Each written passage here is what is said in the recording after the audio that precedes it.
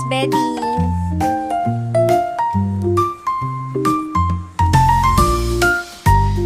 Pinks bedding tayo guys kasi nabasa guys. May moist yung kilid. Ang hirap pa naman mag-change ng ano. So, yan. Yan.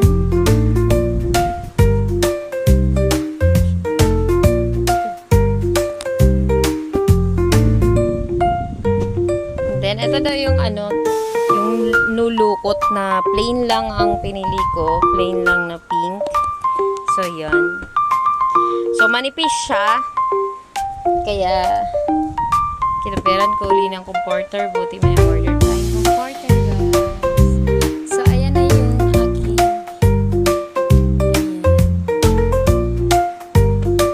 And then, ito. Mahalaga sa akin to. Kiskisan ko ng paa.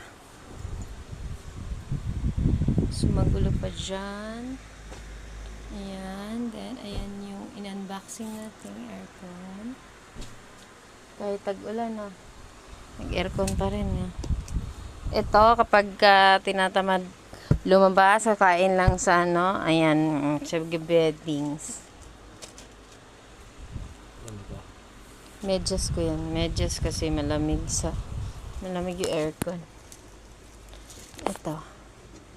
Ayan, ito yung lampshade. Ito yung binigay sa akin ni Ma'am Daisy dati. Nagamit na namin.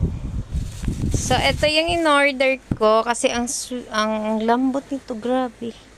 Ang lambot. So, atin ng ikamada. Dito yung ano namin. O, diba? Nabinyagan ng aking pusa. Ang galing-galing ng paborito mong pusa. Yung ano mo. So, yan. Madumi. Nadumihan. Kasi puti. Ang hirap. Dito kasi nagmo-moist yung ano namin dyan, pader. Kaya nababasa to. So, okay lang kahit mabasa yan. Madali lang naman siyang matuyo.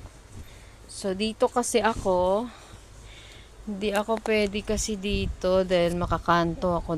Kahoy yung opera ko, maano. So, dyan si Habi, no? Hello Kitty yung kanyang unan. And then, yan. Yan, dito pink. Plain lang. So, ayan. And then, doon yung aming TV. Ayan, ayan na tumutunog yung ano, yung parang tubig. Tubig dun.